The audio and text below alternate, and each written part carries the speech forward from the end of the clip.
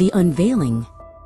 Myles burst through the front door, his heart pounding a frantic rhythm against his ribs. His father, Paul, sat in his favorite armchair, the TV murmuring in the background. "Dad, you have to listen." "I saw it. I saw everything." Paul looked up, a tired smile on his face. "Saw what, son? The end of your video game?" "No, Dad. The scriptures. Deuteronomy chapter 28. It's all true.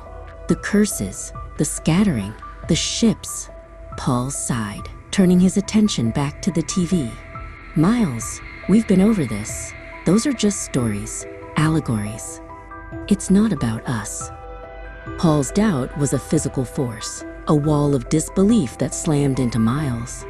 The room began to spin, the sound of the TV fading into a low hum. "But the Lord hath not given you an heart to perceive, and eyes to see," Myles whispered as the world dissolved around him again. He stood in ancient Assyria. He saw his people, the Israelites, yoked and chained, driven from their homes by fierce warriors. The anguish on their faces was a story thousands of years old, yet Myles felt it as if it were his own. "And the Lord shall scatter thee among all people, from the one end of the earth even unto the other." Nashon Deuteronomy chapter 28, verse 64. The scene shifted. The dust of Assyria was replaced by the stone of Roman streets. He saw Israelites forced into servitude, building the monuments of their oppressors, their heritage suppressed.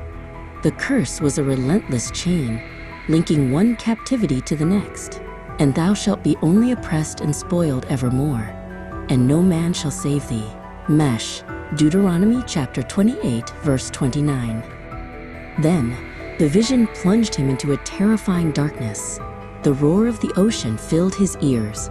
He stood on the coast of Africa, watching as massive, dark ships waited in the water like predators. This was it, the final indignation, the ultimate curse. "And the Lord shall bring thee into Egypt again with ships, and there ye shall be sold unto your enemies for bondmen and bondwomen, and no man shall buy you." Deuteronomy chapter 28, verse 68. The words echoed in the thunder, a prophecy fulfilled in the creaking timber and cracking whips. The vision swirled, and for a moment, Myles saw his father, Paul, standing amongst the captives on the shore. But Paul wasn't in chains. He was simply blind. A shimmering veil covered his eyes, and though the truth was all around him, he saw nothing. He just smiled, his tired, dismissive smile. The weight of generations of pain crashed down on Myles. This wasn't just history, it was his history. It was his father's history, and Paul couldn't see it. The vision had shown him the truth, but it had also shown him his mission.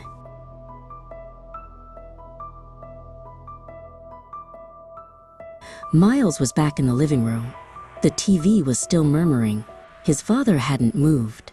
The vision was over, but the fire it lit within him was just beginning to burn. He looked at his father, no longer with frustration, but with a deep, aching love. "He that hath an ear, let him hear," he whispered to himself. "I will make you see, Dad, I promise."